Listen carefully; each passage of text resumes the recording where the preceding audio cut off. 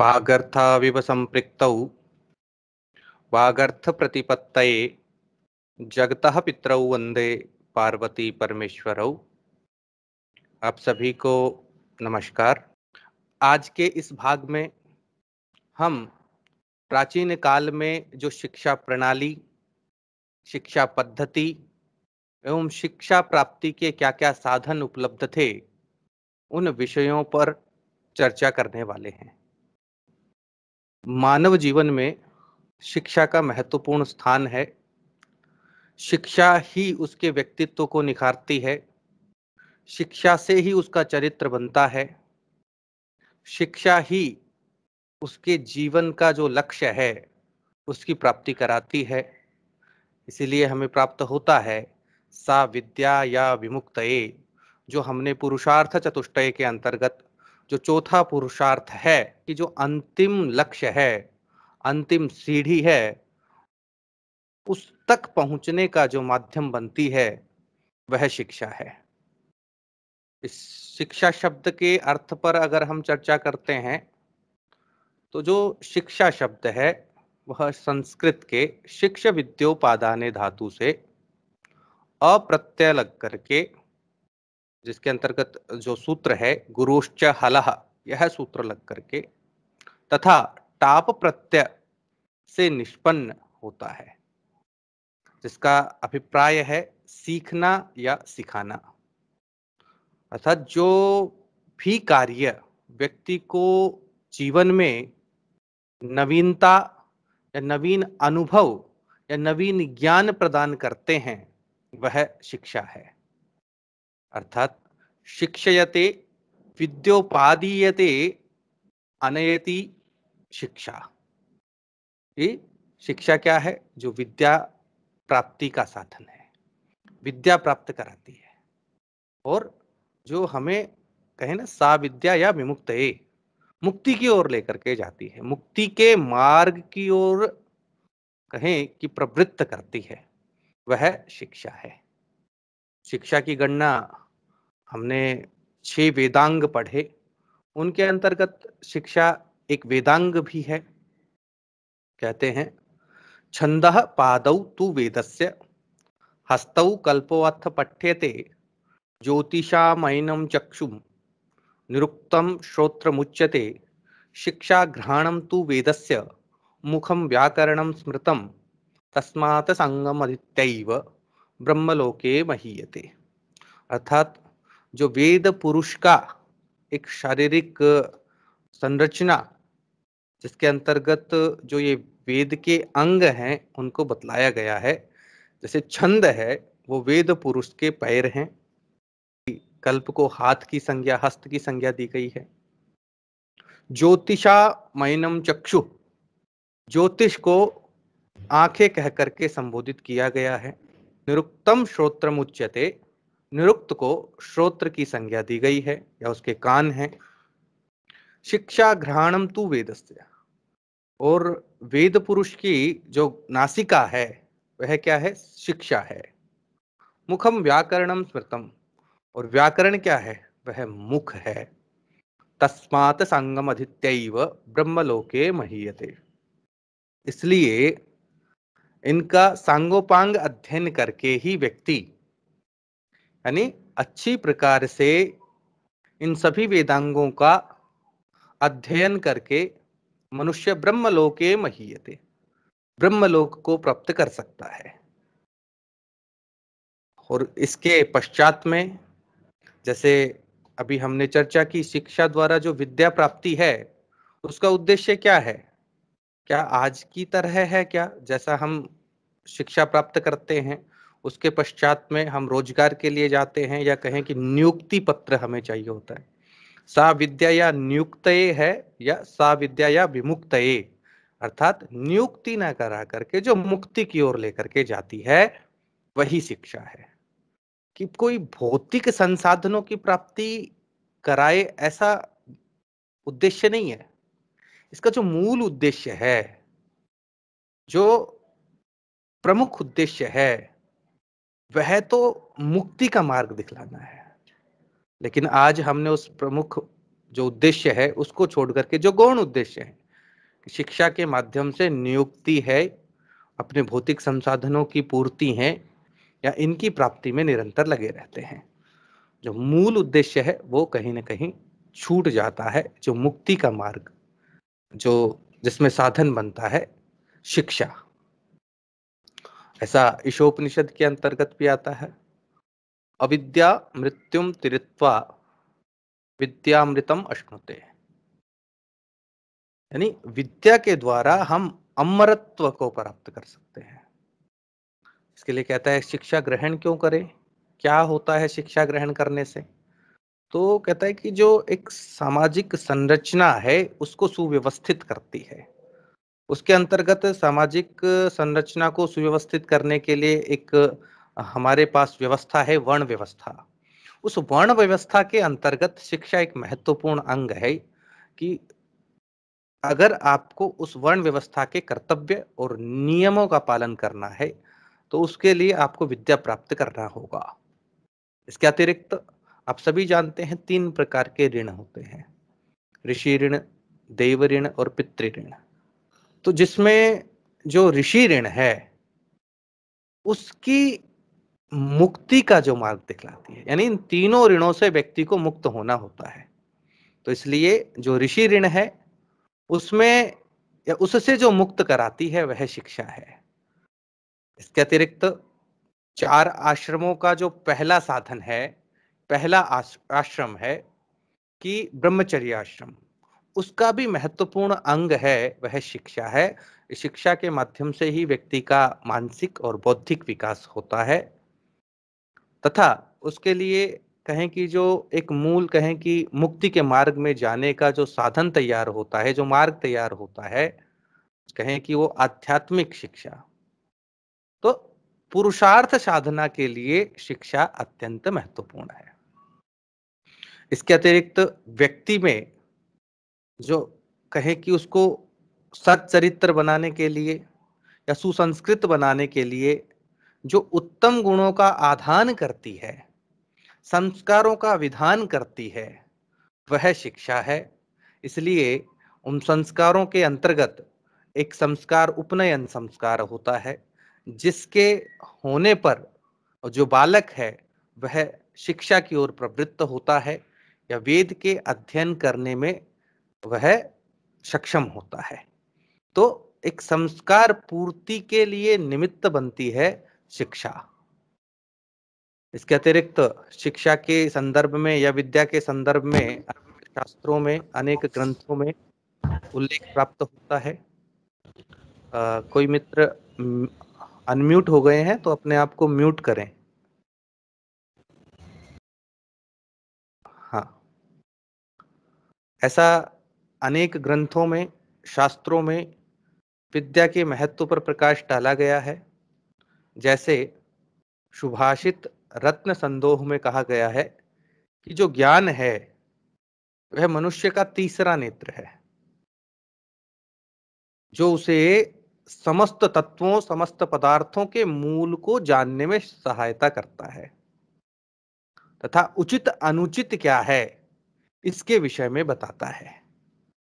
महाभारत में वर्णित है कि विद्या के समान कोई दूसरा नेत्र नहीं है और सत्य के समान कोई दूसरा तप नहीं है। नास्ति विद्या समम चक्षु, नास्ति सत्य समम तपः। इसके अतिरिक्त विद्या को मुक्ति का साधन बतलाया गया है। सा विद्या या विमुक्तये, सुभाषित रत्न भंडार के अंतर्गत उल्लेख आता है कि जीवन की समस्त कठिनाइयों तथा बाधाओं को दूर करने वाले ज्ञान रूपी नेत्र जिसे प्राप्त नहीं है वह अंधे के समान है। इसलिए प्राचीन जो ऋषि थे या मुनि थे उनका यह विश्वास था कि शिक्षा के द्वारा व्यक्ति अपने बुद्धि का विकास कर सकता है, अपने चरित्र को सच्चरित्र की ओर ले जा सकता है, या कहें कि शिक्षा ही मनुष्य की वास्तविक शक्ति होती है जिसके माध्यम से वह अपने बुद्धि को बल प्रदान करता है। बुद्धिर्यस्य बलम तस्य। विद्या के विविध उपयोग भी बतलाए गए हैं। यह विद्या जो है, शिक्षा जो है, माता के समान रक्षा करती है। जैसे माता हमारा पालन पोषण करती है, वैसे ही ये शिक्षा भी हमारा पालन पोषण करती है। पिता के समान हितकारी कार्यों में नियोजित करती है, यानी सद्मार्ग की ओर प्रवृत्त करती है। पत्नी के समान दुखों को दूर कर आनंद पहुंचाती है। यश तथा वैभव का विस्तार करती है। यह कल्पतरु के समान या कल्पलता के समान अत्यंत लाभदायक एवं गुणकारी है। यह भी उल्लेख है कि विद्या से विहीन व्यक्ति पशु के समान है। येषां न विद्या न तपो न दानम ज्ञानम न शीलम न गुणो न धर्मः ते मर्त्यलोके भुवि भारभूता मनुष्य रूपेण मृगाश्चरन्ति। जिसके पास विद्या नहीं है, इसके अतिरिक्त कहा गया है विद्या विहीनः पशु, कि विद्या से विहीन व्यक्ति उस पशु के समान ही इस संसार में विचरण कर रहा है।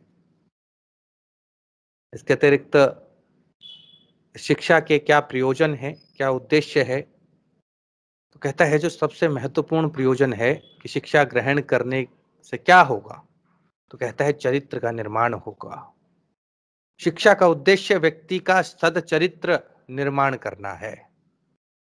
इस चरित्र एवं आचरण से हीन व्यक्ति की सर्वत्र निंदा होती है।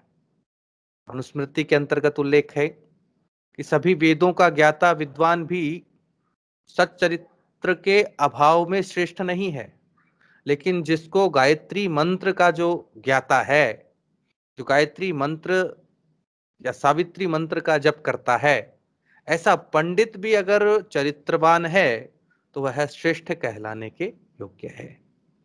सत्कर्मों से ही चरित्र का निर्माण होता है और इस शिक्षा के द्वारा ही व्यक्ति के अंतर्गत उन विभिन्न प्रकार के नैतिक गुण और उस सच्चरित्र की ओर ले जाने वाले संसाधनों का विकास होता है।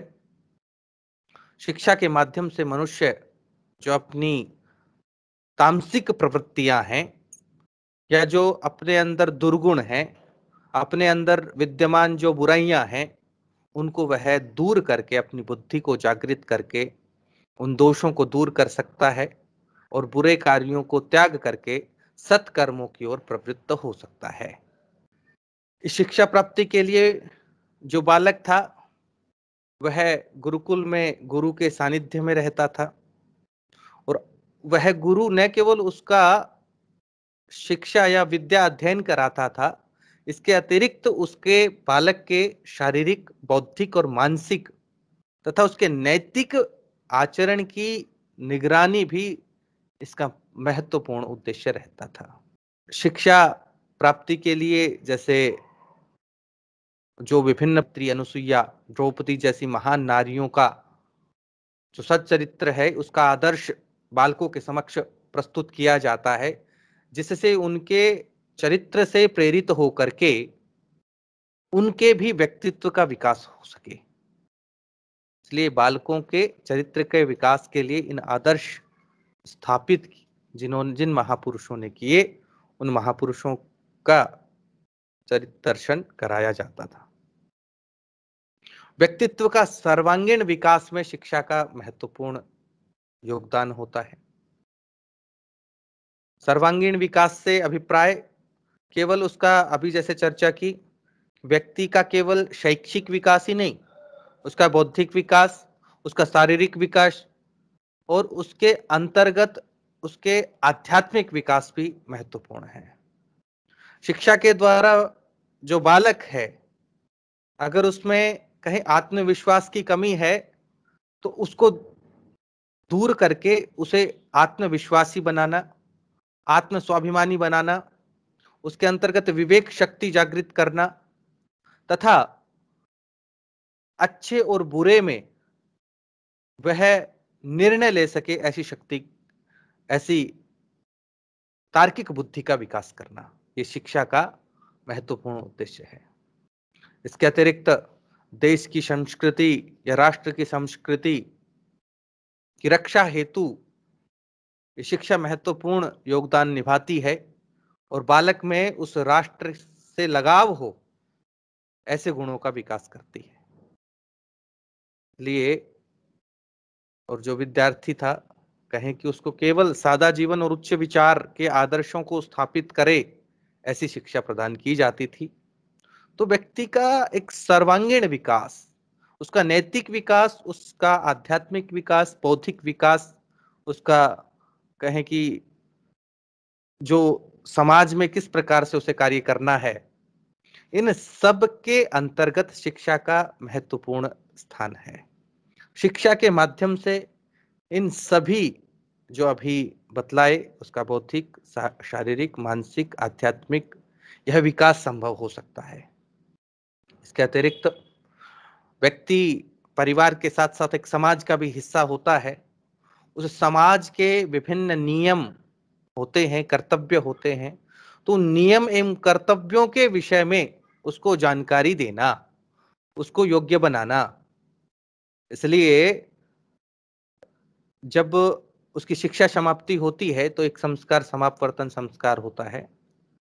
जब वह स्नातक होता है तो तैत्तिरीय उपनिषद के अंतर्गत उस बालक को जो आचार्य हैं वो शिक्षा देते हुए कहते हैं, उपदेश देते हुए कहते हैं, तुम अब गृहस्थ की ओर जा रहे हो, तुम समाज में जाने वाले हो, तो समाज के व्यवस्था को सुचारू रूप से चलाने के लिए इन बातों का सदैव ध्यान रखना, सदैव सत्य बोलना, धर्म पूर्वक, मर्यादा पूर्वक आचरण करना, अपने स्वाध्याय से आलस कभी मत करना, और कहें कि अपनी जो वंश परंपरा है उसको बढ़ाना, सत्य मार्ग से विचलित नहीं होना और विभिन्न अध्ययन संबंधी कार्यों से प्रमाद नहीं करना। जो त्रिऋण है, देव ऋण, पितृ ऋण और ऋषि ऋण, उन सब से मुक्त होना,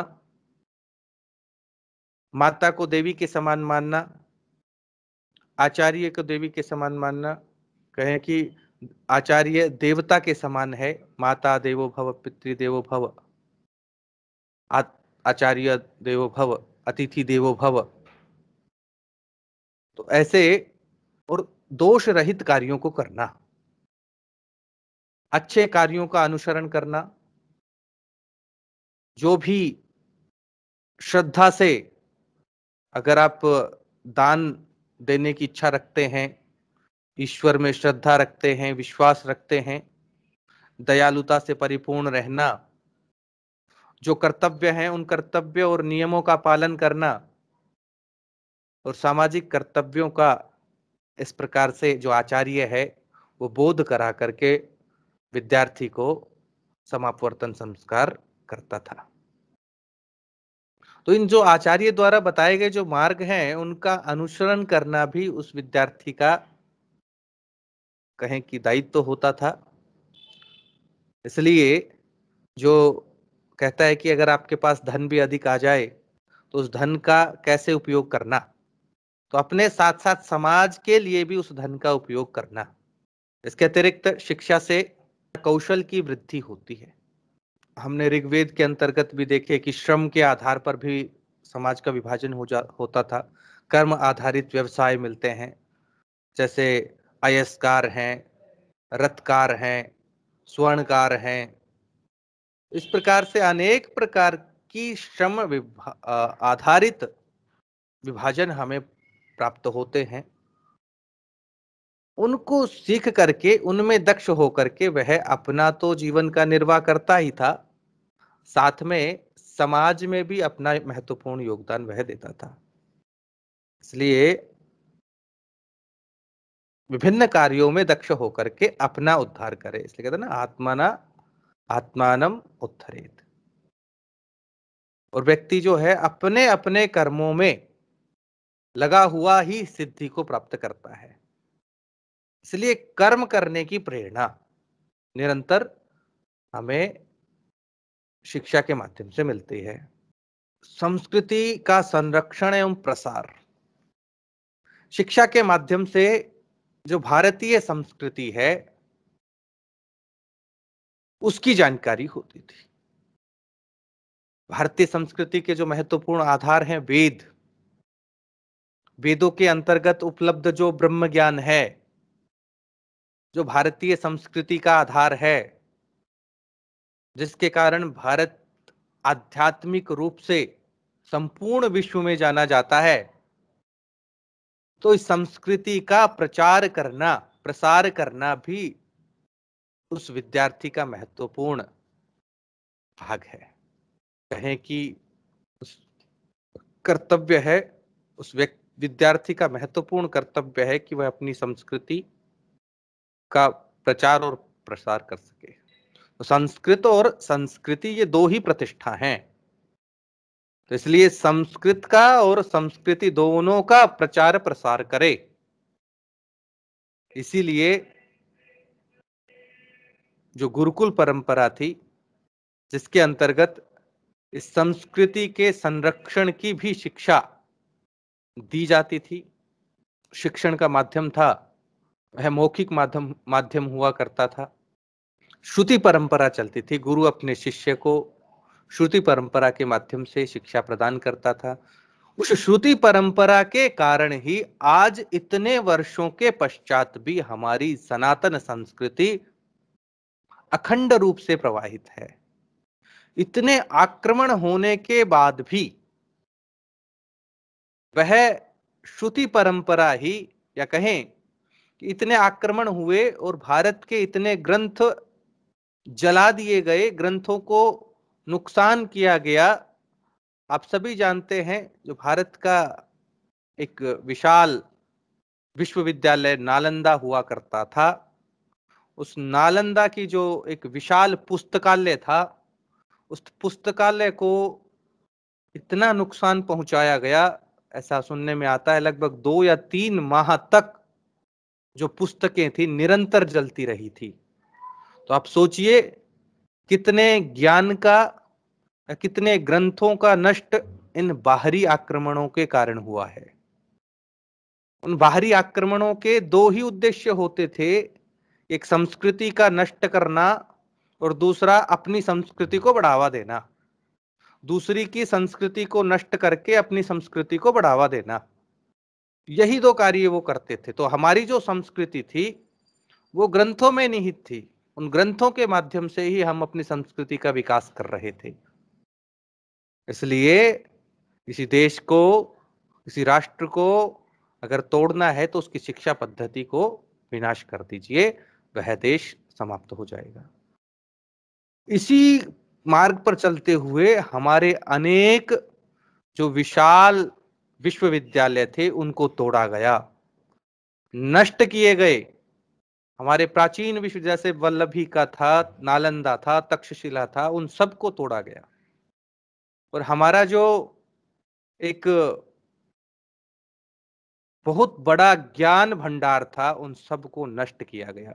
लेकिन फिर भी इतने आक्रमणों के पश्चात में वह श्रुति परंपरा ही माध्यम बनी। हमने उन ग्रंथों को अपने मस्तिष्क में रखा, अपने लिए, अपनी संस्कृति के लिए उसे सुरक्षित रखा, जिसके कारण उन बलिदानों और त्याग के कारण ही आज हमारी संस्कृति उसी रूप में प्रवाहित है जैसे प्राचीन काल में थी। आज भी मां गंगे की उसी प्रकार से पूजा करते हैं जैसे पहले होती थी। आज भी हम कहें कि प्रकृति की उसी प्रकार से पूजा करते हैं जिस प्रकार से पहले ऋषि करते थे। आज भी घरों में जो माताएं हैं वो प्रथम रोटी गाय के लिए ही निकालती हैं। प्रकृति का संरक्षण जो ऋषियों ने हमें दिया आज भी उस सनातन संस्कृति का हिस्सा है। हमारे धर्म, हमारे त्योहार आज भी उस संस्कृति के हिस्सा हैं। आज भी हम उनको उतने ही उत्साह के साथ मनाते हैं जितना पहले मनाते थे। तो इस संस्कृति के अंतर्गत जो शिक्षा है वो महत्वपूर्ण भूमिका निभाती है संस्कृति के प्रचार और प्रसार में। अब बात आती है कि शिक्षा का प्रारंभ कब होता था।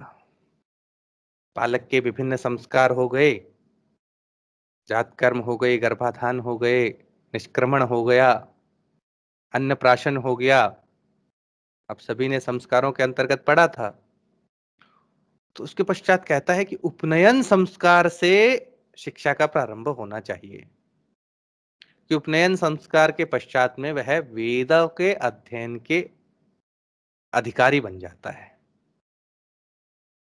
और उसकी आयु क्या है?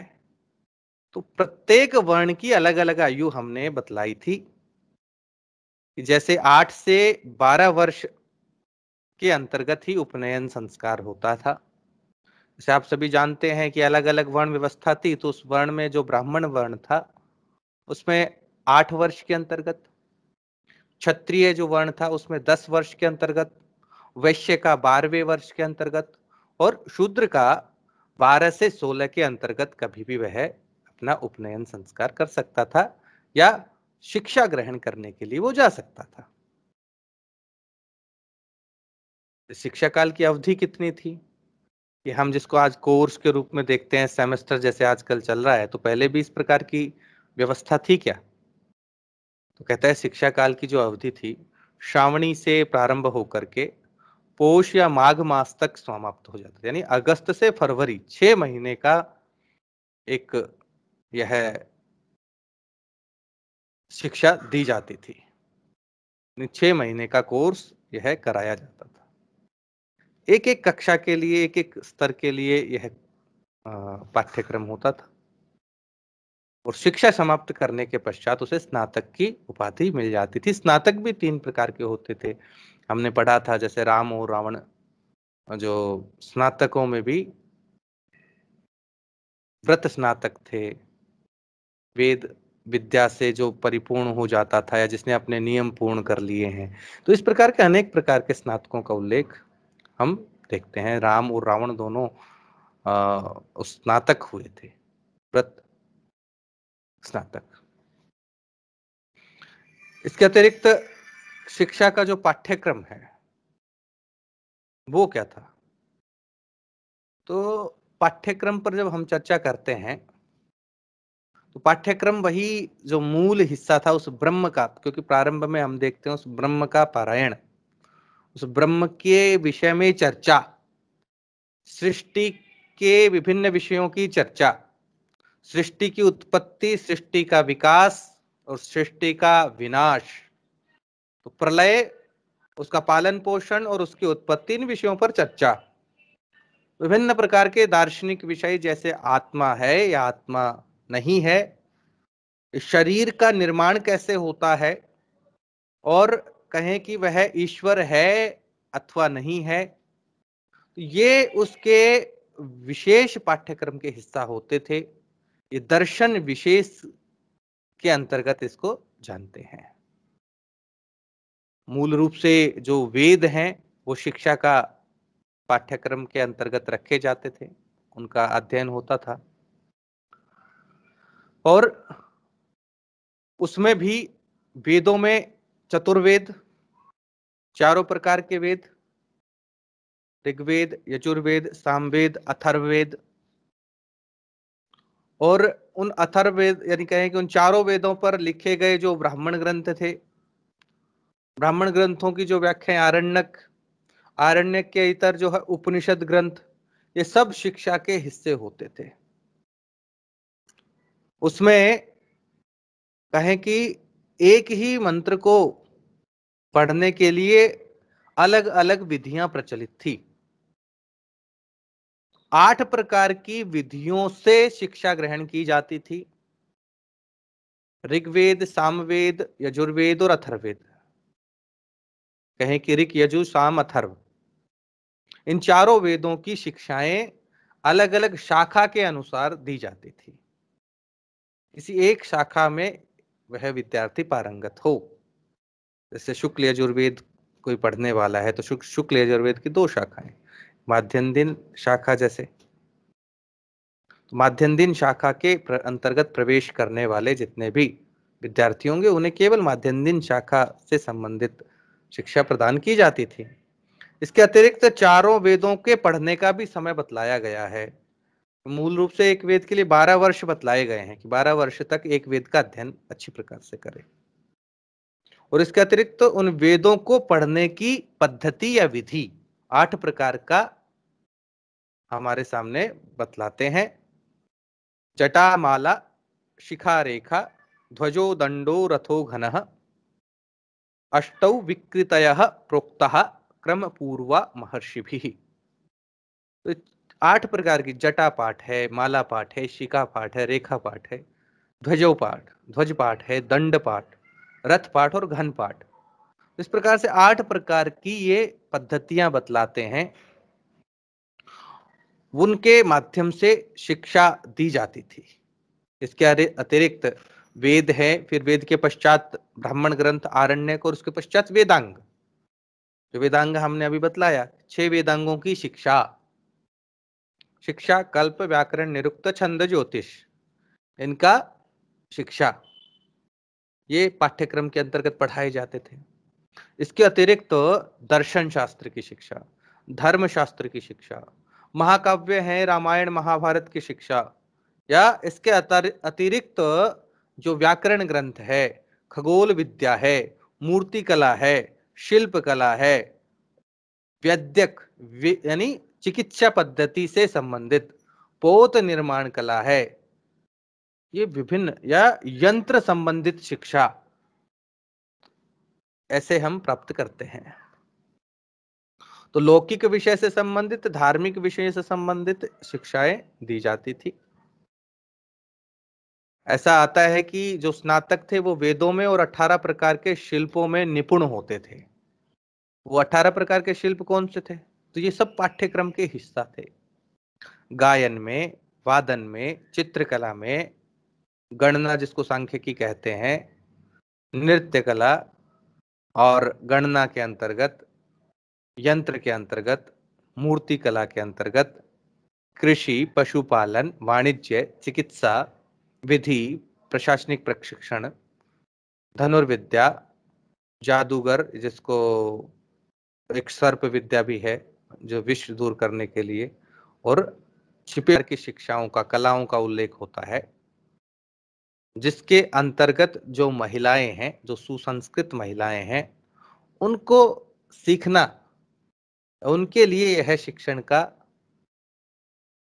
या कहें उन्हें यह सीखने जरूरी होते थे। 64 प्रकार की कलाओं में वह दक्ष होने के लिए अनिवार्य विषय थे। इनमें से विभिन्न कहें कि पाक विद्या,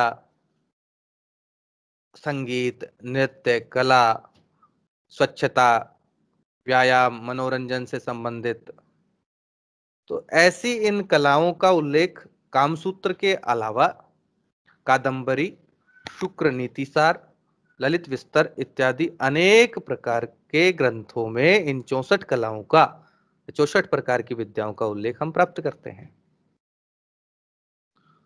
इसके अतिरिक्त शिक्षा के पाठ्यक्रम में जो मूल रूप से महत्वपूर्ण हो गए, 4 वेद, 6 वेदांग, 14 विद्याएं, 18 प्रकार की शिल्प विद्याएं और 64 प्रकार की कलाएं, ये पूरा पाठ्यक्रम जो है पढ़ाया जाता था। 14 विद्याओं में वही आ गया, 4 वेद, 6 वेदांग, इसके अतिरिक्त धर्मशास्त्र, पुराण, मीमांसा और तर्क शास्त्र से संबंधित शिक्षा। शिक्षा पद्धति कैसी होती थी? तो मौखिक शिक्षा होती थी, जो श्रुति परंपरा के माध्यम से चलती थी और जिसके अंतर्गत कंठस्थीकरण पर बल दिया जाता था, और कहें उसी के माध्यम से वह शिक्षा आगे बढ़ती थी। विभिन्न प्रकार के शास्त्रार्थ, विभिन्न प्रकार की गोष्ठियां होती थी, जैसे एक तो अष्टावक्र और बंदी, जो राजा जनक की सभा में किया गया शास्त्रार्थ था, ऐसे देखते हैं अनेक मिलते हैं। याज्ञवल्क्य और मैत्रेयी का संवाद देखते हैं, ऐसे अनेक शास्त्रार्थ हम वैदिक साहित्य में उपलब्ध होते हैं। तो इसलिए, और साथ में जो व्याकरण विषय को महत्वपूर्ण माना जाता था, क्योंकि व्याकरण विषय वर्णों के उच्चारण, वर्णों की शुद्धता, उस पर बल देता था। क्योंकि जो मंत्र थे, वो मंत्र अगर हम कोई एक अक्षर भी उसमें अशुद्ध पाठ करते हैं तो उसका प्रभाव वह सकारात्मक के बजाय नकारात्मक भी हो जाता था। ऐसा अनेक प्रकार से हम अनेक कहानियां भी प्राप्त करते हैं, जिसमें एक तो आप सभी ने सुनी होगी कि देवताओं और असुरों का युद्ध हमेशा चलता रहता था, जिसके अंतर्गत हमेशा देवताओं से असुर जो है हार जाते थे। एक बार असुरों ने अपने गुरु जो शुक्राचार्य हैं उनसे प्रार्थना की, जो है आप हमें देवताओं से जीतने का कोई मंत्र बतलाएं।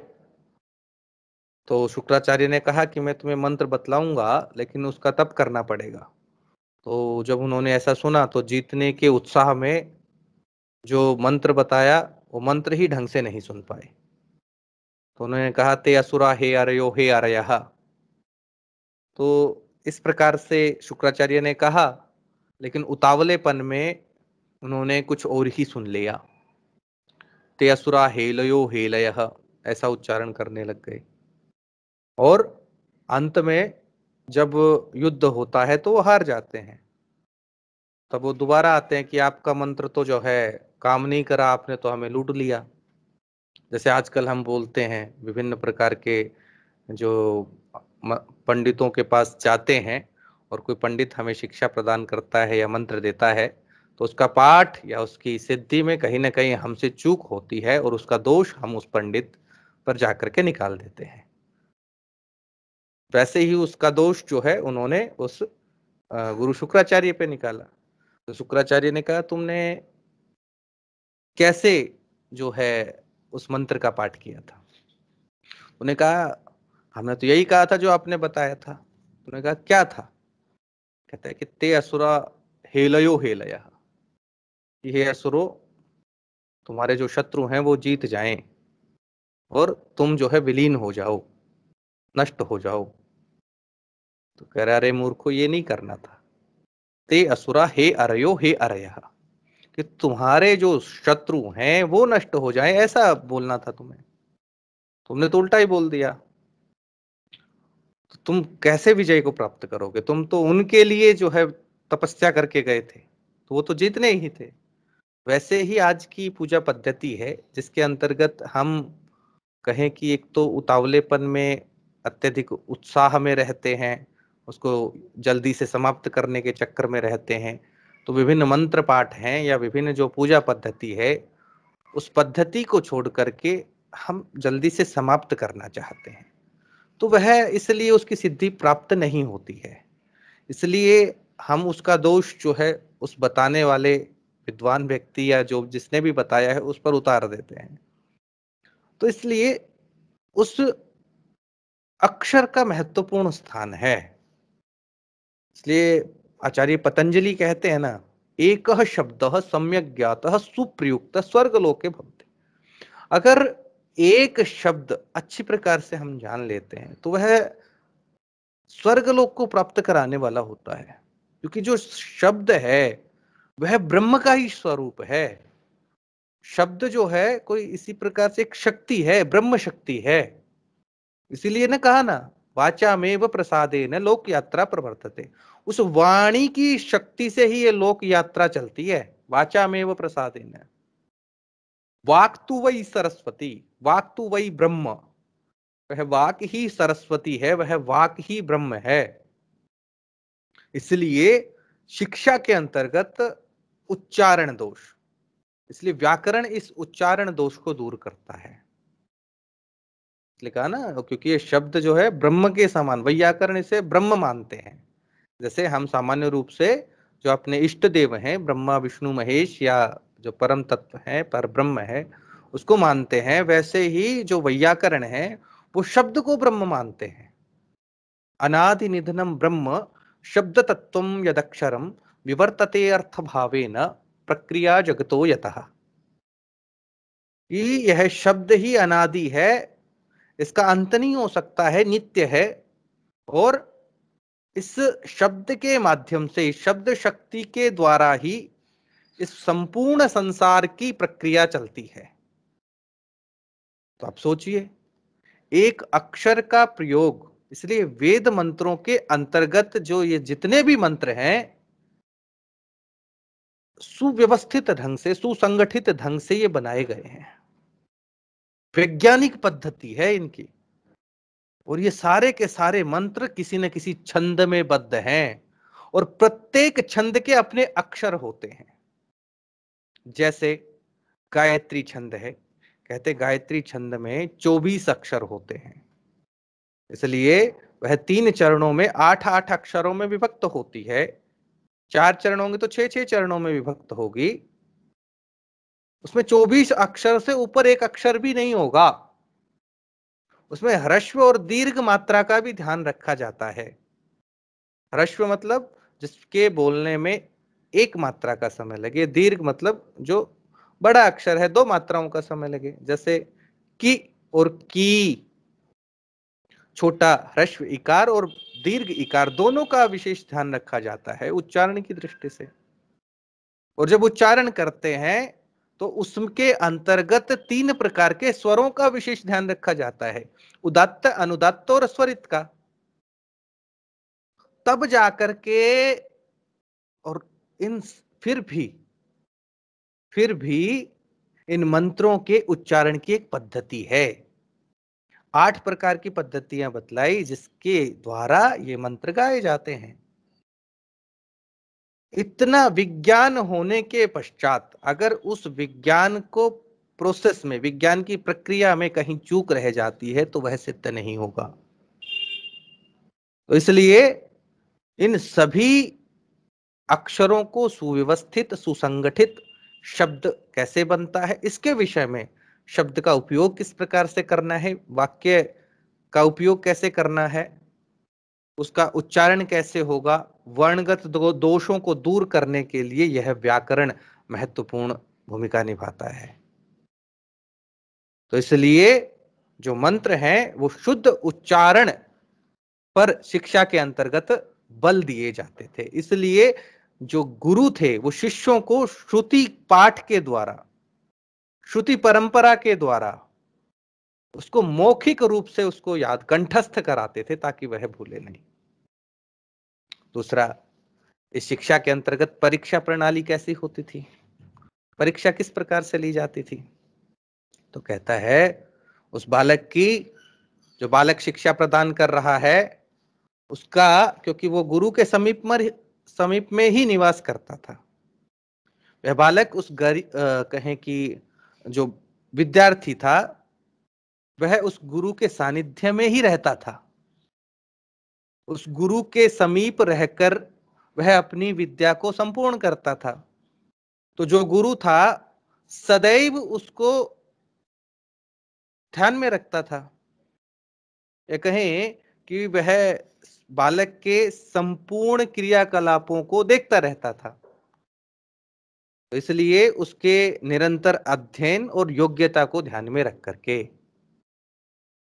जैसे चाणक्य ने चंद्रगुप्त की परीक्षा ली, जैसे कहें कि राम की परीक्षा हुई, ताड़का वध किया, उसके पश्चात जो गुरु थे उन्होंने उनको दिव्यास्त्र प्रदान किए। महाभारत में जो कहें कि जब कौरव और पांडवों की शिक्षा संपूर्ण हो गई तो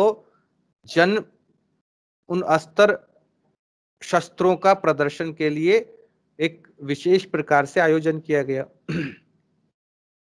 जैसे आपने बाहुबली मूवी देखी होगी तो उसके अंतर्गत जो दोनों नायक अपनी शिक्षा संपूर्ण कर लेते हैं तो उसके पश्चात में उनका अस्त्र शस्त्रों का प्रदर्शन होता था।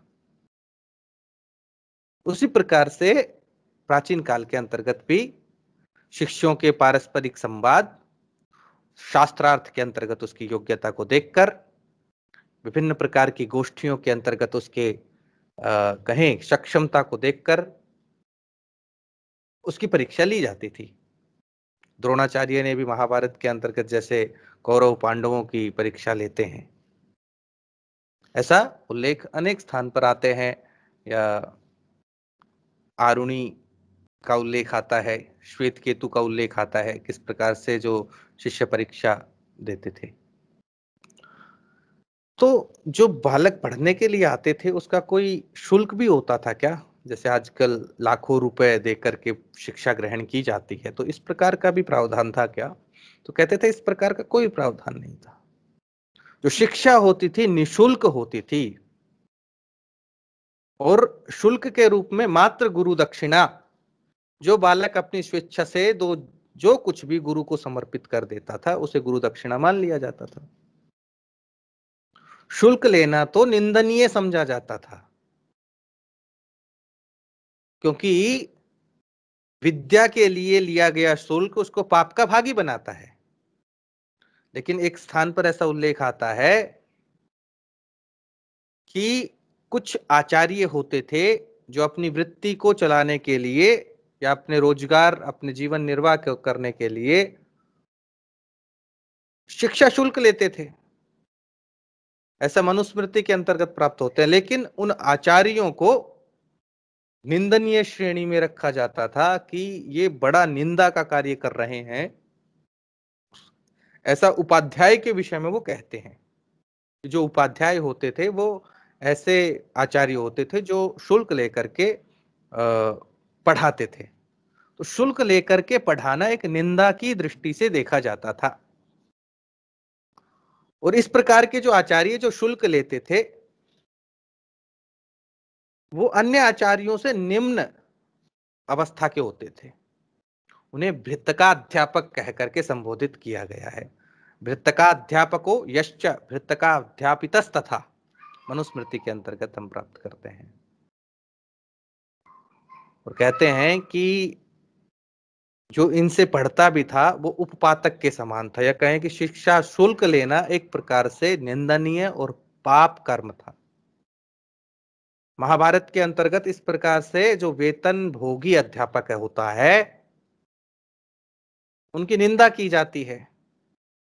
सत्यानृतेन ही कृत उपदेशी हिनस्ति ही, महाभारत के अंतर्गत आता है। लेकिन ऐसा भी उल्लेख आता है, अगर आपत्ति काल में किसी व्यक्ति पर अपने जीवन निर्वाह करने के लिए समस्या है, उसको अगर वेतन लेकर के पढ़ा रहा है तो वह निर्दोष माना जाता था। लेकिन मात्र अपना एक उसको रोजगार का कर्म बना ले, रोजगार का साधन बना ले, तो वो निंदा का पात्र होता था। विद्या शिल्पम भृति सेवा गौरक्षयम विपणि कृषि धृति भैक्षयम कुसीदम च दश जीवन हेतवः। इस प्रकार से मनुस्मृति के अंतर्गत ये 10 प्रकार के जीवन के हेतु बतलाए गए हैं। मनु ऐसा बतलाते हैं। उसके पश्चात में गुरु के स्वरूप पर चर्चा करते हैं कि गुरु का स्वरूप कैसा होता था। तो गुरु तो और उसके कर्तव्य क्या क्या थे। गुरु को तो कहें कि ईश्वर के समान माना गया है, देव के समान माना गया है। जैसे माता पिता देव हैं, वैसे ही गुरु भी देव के समान है। गुरुर ब्रह्मा गुरुर विष्णु गुरुर देवो महेश्वरः गुरुर साक्षात पर ब्रह्म तस्मै श्री गुरुवे नमः। गुरु ही ब्रह्मा है, गुरु ही विष्णु है, गुरु ही भगवान शंकर है, गुरु ही साक्षात पर ब्रह्म है। उस गुरु को हम प्रणाम करते हैं। ऐसे अनेक स्थानों पर उपलब्ध होते हैं कि आचार्य से प्राप्त विद्या ही कहें कि वही ग्राहिका और साधिका होती है, वही सफल मानी जाती है। आचार्यात एव ही विद्या विदिता साधिष्ठम प्रापयति इति छांदोग्य उपनिषद के अंतर्गत। तस्मात् सर्व प्रयत्नेन गुरुणा दीक्षितो भवेत, ऐसा उल्लेख आता है। प्रथम वर्ण है वो आचार्य है, अंतिम वर्ण है शिष्य है, विद्या संधि है और प्रवचन संधान है। अथा अथ अधिविद्यम अथादिविद्यम आचार्य पूर्व रूपम अंते वास्योत्तरम उत्तर रूपम, यानी अंते वास्योत्तर रूपम विद्या संधि प्रवचनम संधानम तैत्तिरीय उपनिषद 1.3.2.3 के अंतर्गत प्राप्त करते हैं। गुरु शब्द के विभिन्न हम समान शब्द भी या समानार्थक शब्द भी देखते हैं। इसको आचार्य कहते हैं। निरुक्त के अंतर्गत इस आचार्य की विभिन्न प्रकार की निरुक्तियां हमें प्राप्त होती है। आचार्य आचारम ग्राह्यति, आचिनोति अर्थान, आचिनोति बुद्धिम इति वा, आचिनोति बुद्धिम इति वा। जो सदाचार सिखलाता है, या कहें जो शब्द से उसके अर्थ के विषय में, शब्द का अर्थ क्या है उसके विषय में जानकारी देता है। बुद्धि में अर्थों को स्थापित करता है। आचिनोति बुद्धिमिति, वह कहें कि विभिन्न विभिन्न अर्थों से हमारी बुद्धि को निपुण या सक्षम बनाता है। चुन चुन करके अर्थों को बुद्धि में स्थापित करता है, वह आचार्य है। अध्यापक है, उपाध्याय है, शिक्षक है, गुरु बहुत सारे मतलब इसके समानार्थक शब्द हैं। इसकी व्युत्पत्ति भी अलग अलग धातुओं से हमें प्राप्त होती है। ग्री निगरणे तुदादि गण के अंतर्गत गिरति, गिलति, अज्ञानांधकार कारम इति गुरुः। गिरति, गिलति, अज्ञानांधकारम इति गुरुः। ग्रीसेचने भवादि, गरति, सिंचति, ज्ञानवारिणा शिष्य हृदय क्षेत्रम इति, या गरति सिंचति कर्णयोर ज्ञानामृतम। ग्री विज्ञाने चुरादि, कारयते विज्ञापयति शास्त्र रहस्यमिति, कार्यते बोधयति वेद शास्त्राणि आत्मतत्वादिकम वा। तो इसमें से जो आपको आसानी से याद हो सके वो आप इसको ग्रहण कीजिएगा, वही आप लिखिए। गृह शब्दे क्रियादि, गृणाति, उपदिशति, धर्मम, ज्ञानम, भक्तिम चेति गुरुः। गुरी उद्यमने, तो गुरते सत्पथे प्रवर्तयति शिष्यम इति गुरुः। ऐसी अनेक प्रकार के हमें निरुक्तियां प्राप्त होती हैं।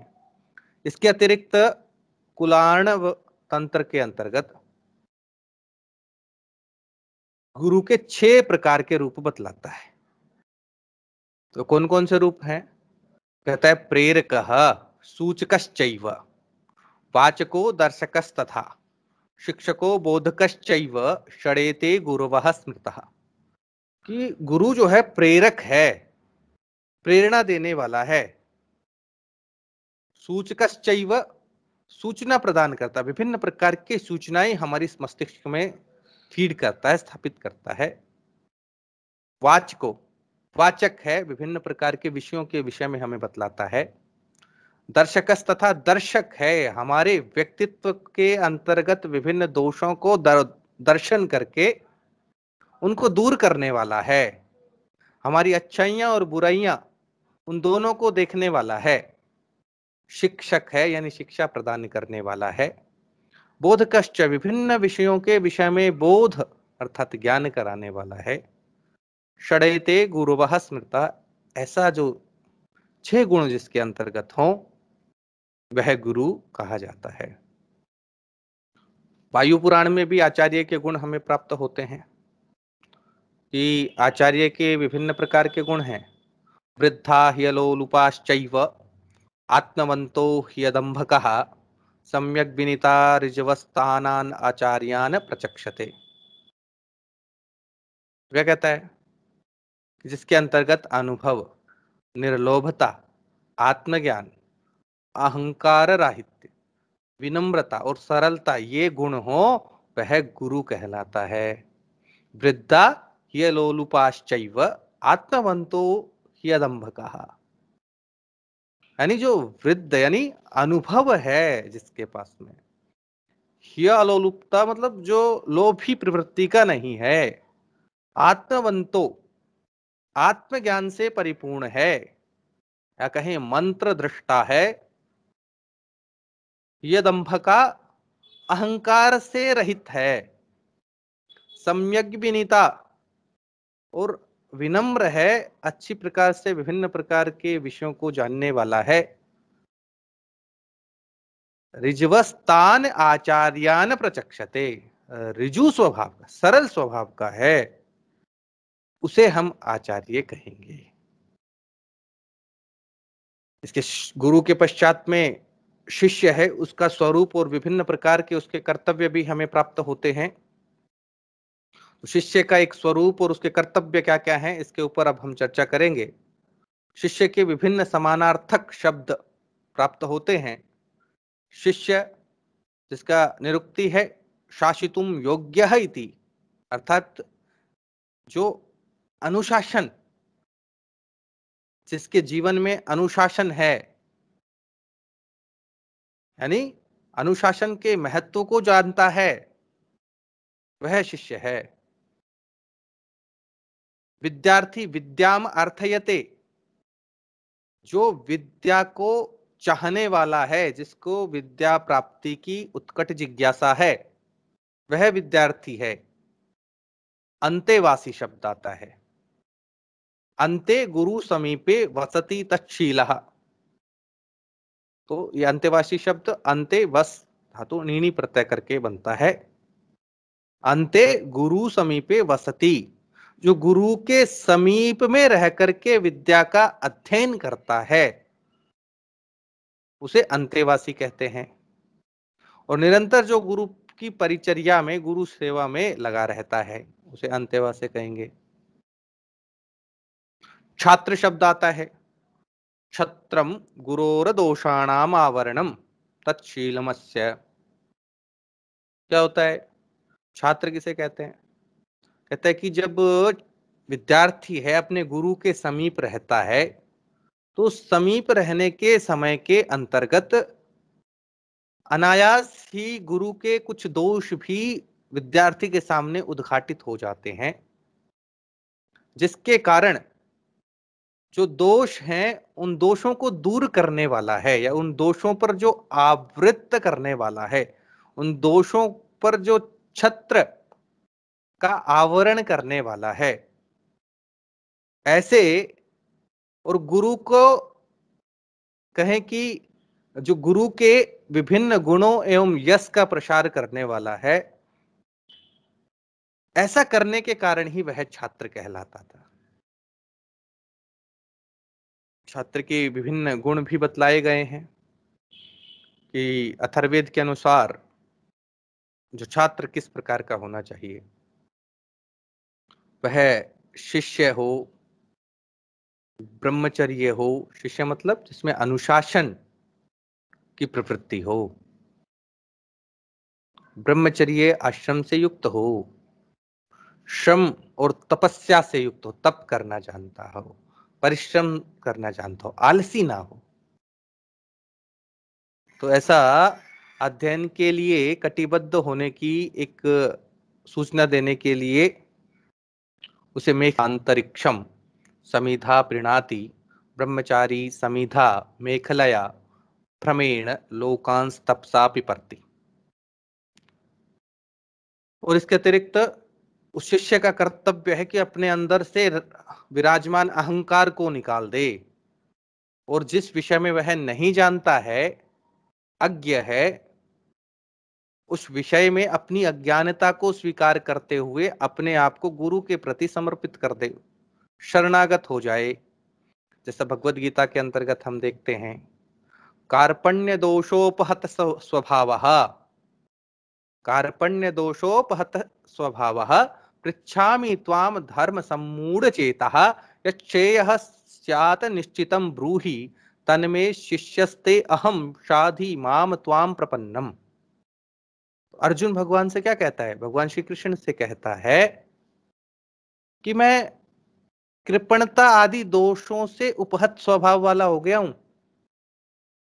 जब मैं अपने सामने अपने बंधु बांधवों को देख रहा हूं, तो इस कारण से मेरे अंदर कायरता कि मैं कभी उनको सत्ता के लिए मारना चाहता हूं,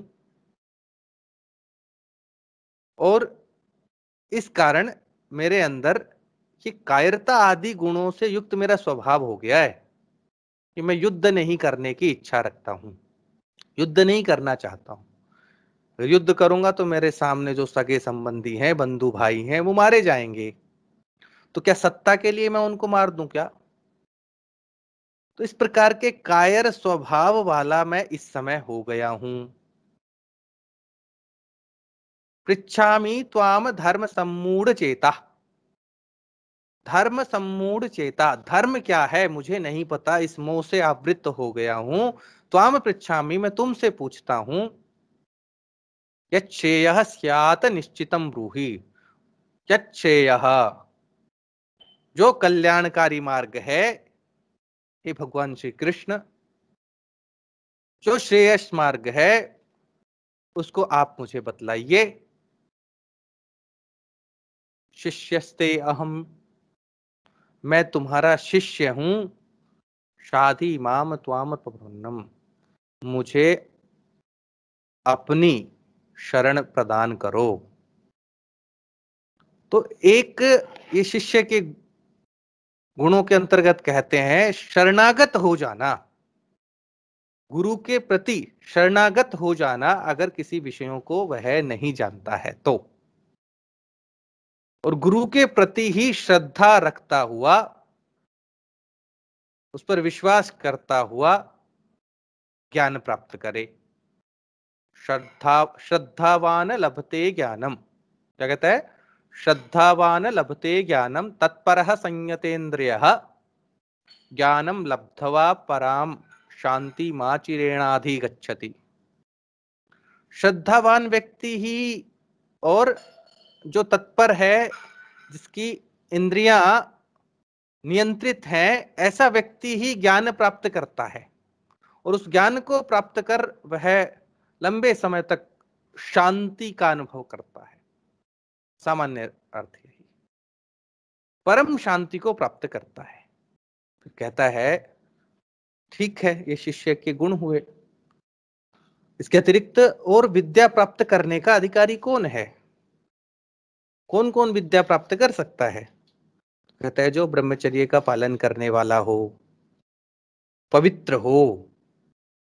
शुचिता अशुचिता शब्द आते हैं, यानी शुचिता और अशुचिता शब्द दो हमें देखने को मिलते हैं, पवित्रता के संदर्भ में है। और जैसे ओम अपवित्रः पवित्रो वा सर्वावस्थाम गतो अपि वा, इस प्रकार से भी मंत्र प्राप्त होते हैं। पवित्र हो दो प्रकार से, बाह्य रूप से और आंतरिक रूप से। पवित्रता दो प्रकार से हो गई। बाह्य रूप से क्या? शारीरिक पवित्रता, शारीरिक शुद्धता, कि हमारा जो शरीर है वो शुद्ध रहे, हमारा शरीर जो है स्वच्छ रहे, हम स्वच्छ वस्त्रों को धारण करें, जिससे हमारा मन भी स्वच्छ हो जाएगा। ये शारीरिक शुद्धता है। स्नान है, लेप है, या अन्य जो शरीर को शुद्ध रखने वाले जितने भी पदार्थ हैं उनका उपयोग करें। फिर कहता है आंतरिक शुद्धता, हमारे मन में विभिन्न प्रकार के विकार उत्पन्न हो जाते हैं, तो इन विकारों को दूर करने के लिए, इन विकारों से रहित हो जाए, तो वह पवित्र होगा, तो वह शुद्ध हो जाएगा। शुद्ध अंतःकरण इसे इसलिए आता है, शुद्ध अंतःकरण वाला, पवित्र अंतःकरण वाला वह कब होगा? जब उसके अंतर्गत मन में निहित जो विकार हैं उनसे वह रहित हो जाए। गुरु के प्रति निष्ठा रखने वाला, श्रद्धा रखने वाला, विश्वास रखने वाला, सत्य बोलने वाला, गुरु से घृणा न करने वाला, जो गुरु है उसमें विश्वास रखे, छिद्रान्वेषण ना करने वाला, यानी छोटी छोटी बातों को लेकर के बुराइयां न ढूंढने वाला, अध्ययन करने में जो प्रवृत्त रहने वाला है, विद्या की आकांक्षा रखने वाला है, वाक संयमी होना चाहिए, गुरु शुश्रूषा करने वाला, गुरु की सेवा करने वाला। क्योंकि जब वह अंतेवासी हो जाएगा, या कहें कि गुरु के आश्रम में स्थित रहेगा, तो विभिन्न प्रकार के कार्यों को करना पड़ेगा। जैसे क्योंकि गुरु के आश्रम में जो बालक थे वो उसके बच्चों के समान ही हैं, लेकिन उन सबके अलग अलग भिन्न भिन्न कर्तव्य होते थे। जैसे समय पर शिक्षा ग्रहण करना, उसके पश्चात में आश्रम में रहने वाले जितने भी पशुधन था उन पशुओं का, उन पक्षियों का देख रेख करना, भिक्षाटन करना, तो सब उसके जो इन कर्मों को करने वाला है वह विद्या प्राप्त करने का अधिकारी है। इसके अतिरिक्त गुरु और शिष्य के संबंध कैसे होने चाहिए, तो इसके विषय में बतलाता है। तो कहते हैं चार प्रकार के संबंधों की चर्चा आती है। पहला कहता है कि गुरु और शिष्य के संबंध जो है स्वामी सेवक संबंध होने चाहिए। क्योंकि ऐसा उल्लेख आता है कि अगर किसी को विद्या प्राप्त करनी है तो वह आचार्य के सम्मुख समित पाणी होकर के, यानी ज्ञान का इच्छुक होकर के जाने का वर्णन है। समित पाणयो भगवंतम पिप्पलादम उपसंपन्न, कृष्णोपनिषद के अंतर्गत आता है। शिष्य के अनुरोध करने पर ही गुरु शिक्षा का दान देता था। तो इस दृष्टि से स्वामी और सेवक का संबंध बन जाता है और उस ज्ञान देने की अवधि तक उस शिष्य का कर्तव्य है कि अपने गुरु का सेवा करना, निस्वार्थ भाव से उसके कार्य करना और उसको संतुष्ट रखने का प्रयास, यानी संतुष्ट मतलब उसको प्रसन्न रखने का प्रयास करना। क्योंकि उससे, उस गुरु को आपसे कुछ नहीं चाहिए है, ना आपसे विद्या कहें कि ना आपसे धन चाहिए है और न ही कोई भी भौतिक पदार्थों की लालसा है। आपको उससे ज्ञान प्राप्त करना है तो आपके कार्यों के कारण वह गुरु किसी कारण से क्रोधित ना हो जाए। श्वेत केतु के विषय में सबने सुना होगा। 12 वर्ष तक वह कहें कि आश्रम में रहा, उसके पश्चात में उसमें अहंकार आ जाता है। गुरु के समीप रह करके आया है लेकिन फिर भी अगर अहंकार आ जाता है, तब उसके पिता ने उसका अहंकार दूर किया कि तुम आश्रम में रह करके आए हो और सबसे बड़ा जो त्रुटि है उसको तो अभी छोड़ा ही नहीं, यानी तुम्हारी शिक्षा संपूर्ण नहीं हुई है। विभिन्न जितने भी दोष हैं उन दोषों का परिहार करके गुरु के समीप में रह करके शिक्षा ग्रहण करना, इसलिए स्वामी सेवक भाव। दूसरा कहते हैं पूज्य पूजक भाव। गुरु में ही श्रद्धा रखना, गुरु जो कह रहा है उन बातों पर विश्वास करना। भरद्वाज आदि जो 6 ऋषि थे तो पिप्पलाद मुनि के समीप में शिक्षा ग्रहण करने के लिए गए। तो मुनि ने ऋषियों को श्रद्धा और तप पूर्वक वर्ष भर तपोवन में निवास करने की आज्ञा दी थी। ऐसा एक उदाहरण और भी देखते हैं कि जब नचिकेता यमराज के द्वार जाता है तो बड़ी श्रद्धा से उससे वह 3 प्रकार के, कहें कि वह उस ब्रह्म का रहस्य, उस आत्मा के विषय में जानने की इच्छा करता है। इसलिए सभी प्रकार से परीक्षा, फिर भी नचिकेता उससे उस ब्रह्म अग्नि के संदर्भ में ब्रह्म रूपी तत्व के विषय में जानने की इच्छा रखता है, तब जाकर के वह उसको वह विद्या प्रदान करता है। तो इस प्रकार से पूज्य पूजक भाव, यानी अपना जो गुरु है उसमें सभी प्रकार से श्रद्धा रखना। समभाव संबंध, यानी गुरु और जो गुरु है और शिष्य है, मैत्री संबंध, सौहार्द संबंध, यह भी दृष्टिगोचर होना दिखाई देता है। इसलिए मेरी रक्षा करो, ऐसा उल्लेख आता है, मेरी रक्षा तो करो साथ में मेरी गुरु की भी रक्षा करो, क्योंकि वह ज्ञान को प्रदान करने वाला है। और कठोपनिषद के अंतर्गत तो बहुत सुंदर उदाहरण देखते हैं इस समभाव संबंध का कि ओम सहनावतु सहनौ भुनक्तु सह वीर्यं करवावहे तेजस्विनावधीतमस्तु मा विद्विषावहै। हम साथ बैठें और साथ साथ भोजन करें, हमारा बल भी वृद्धि जो है साथ हो, तेज की वृद्धि साथ हो, साथ साथ अध्ययन करें और हमारे अंदर द्वेष ना हो, ऐसा उल्लेख हम प्राप्त करते हैं। गुरुकुल पद्धति तो विभिन्न प्रकार के, इन दोनों के अंतर्गत हमने देखा कि गुरुकुल पद्धति जो है कैसी थी। तो बहुत सारे आश्रमों के अंतर्गत, यानी वनों में आश्रमों में गुरुकुल व्यवस्था होती थी। इसके अतिरिक्त जो राज्य हैं उनकी राजधानियों के अंतर्गत भी गुरुकुल की व्यवस्था हम देखते हैं, जिसके अंतर्गत अंतेवासी या आचार्य कुलवासी छात्रों को कहा गया है। बड़े बड़े गुरुकुलों का दर्शन भी हम करते हैं, ऐसा संकेत प्राप्त होता है, जिसका एक संरक्षक होता था जिसे कुलपति कहते हैं। जैसे आजकल हम कहते हैं ना वाइस चांसलर, उपकुलपति, चांसलर को कुलपति।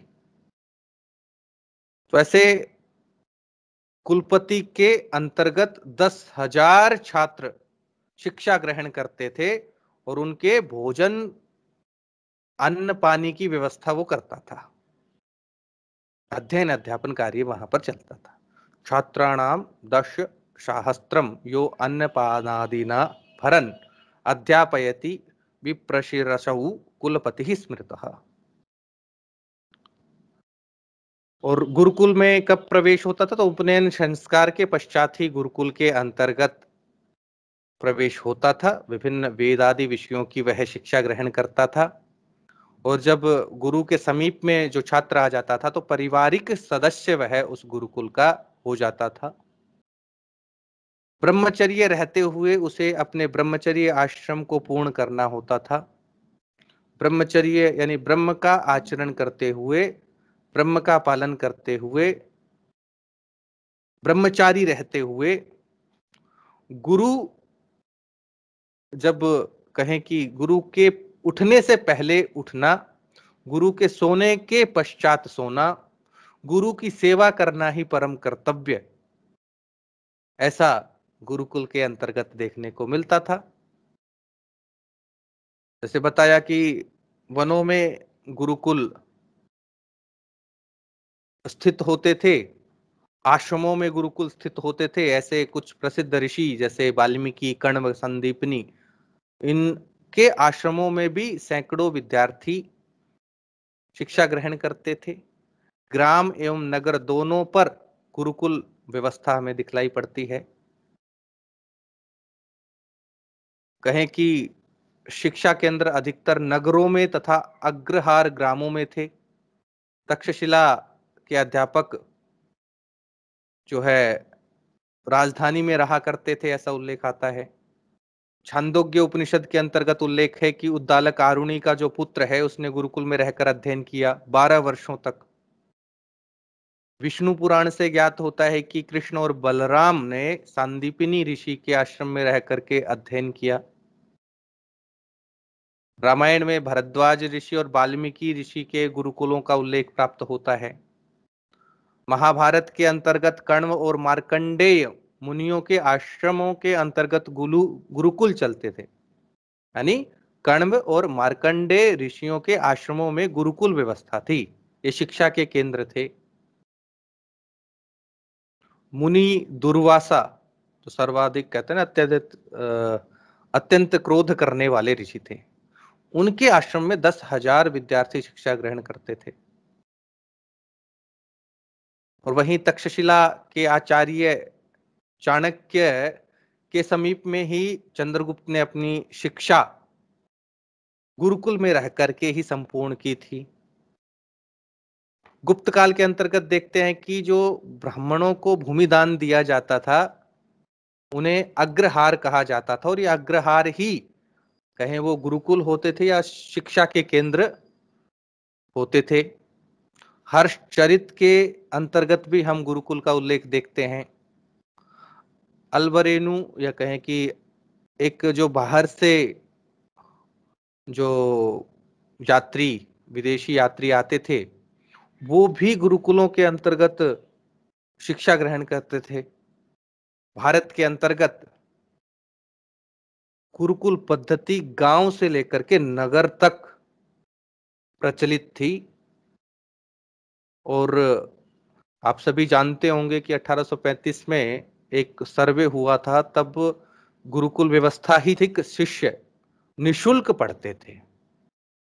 तो बहुत सुंदर व्यवस्था गुरुकुलों की देखने को मिलती है।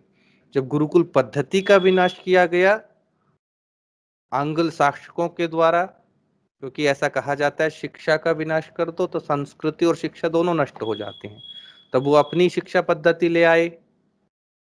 तो उसके बाद जो है आप स्वयं ही देख लो, आज सब शिक्षित तो होते हैं, लेकिन वो शिक्षा कहीं न कहीं अधूरी है।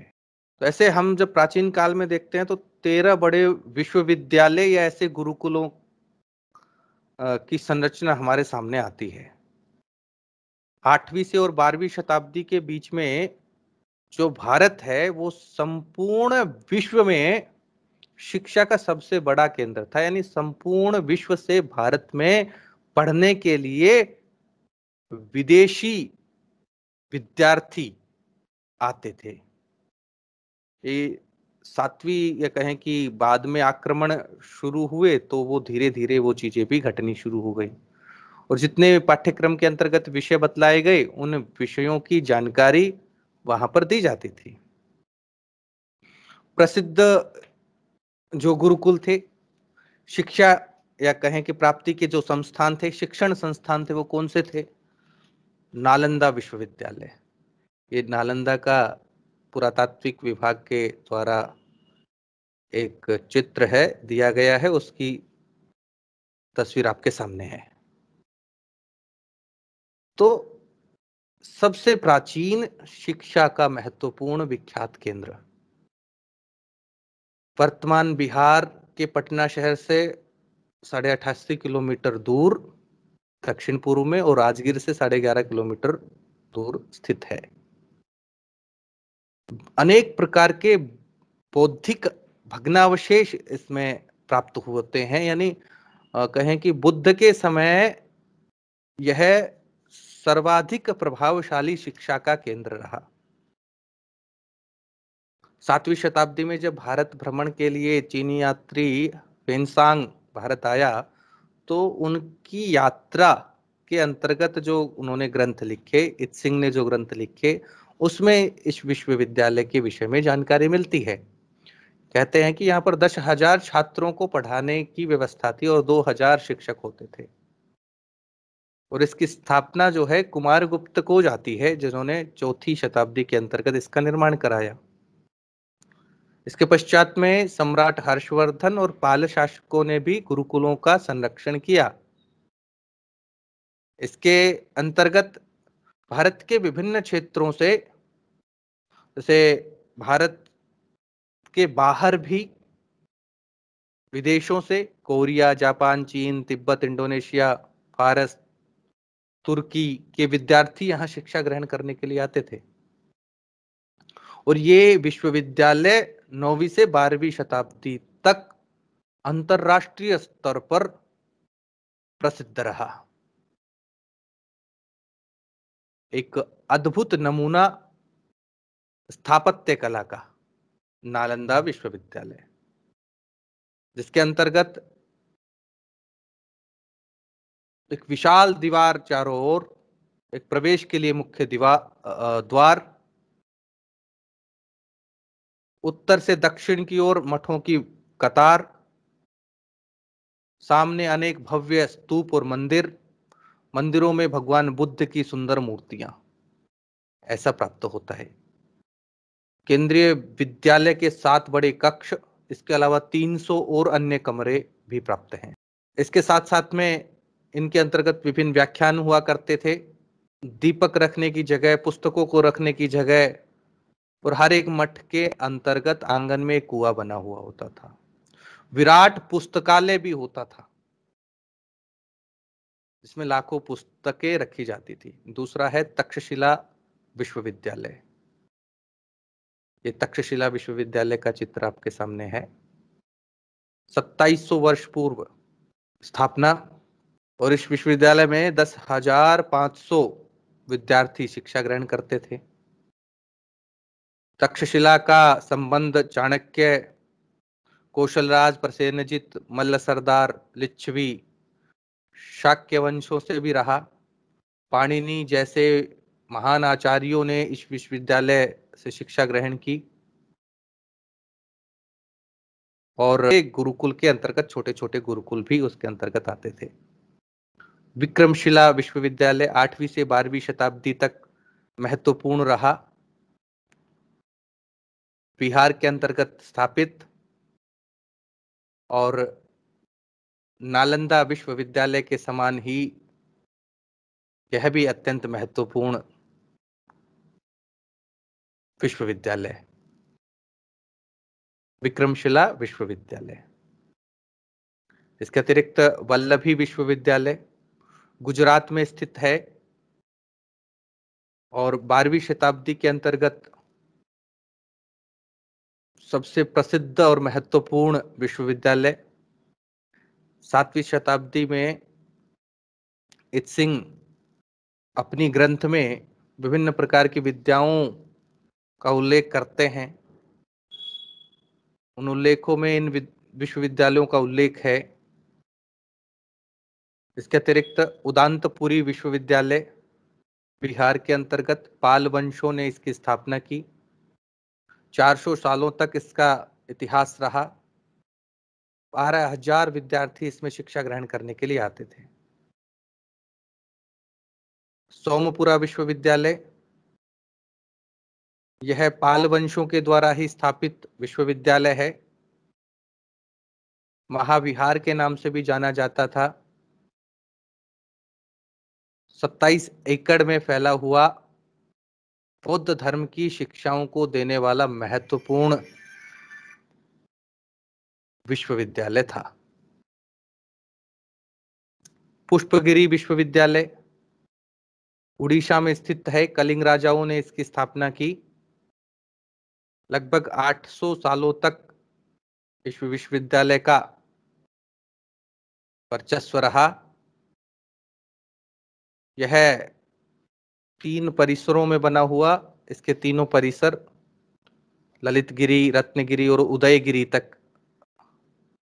फैले हुए थे। नालंदा, तक्षशिला और विक्रमशिला के पश्चात में यह शिक्षा का सबसे बड़ा केंद्र था, ये पुष्पगिरी विश्वविद्यालय।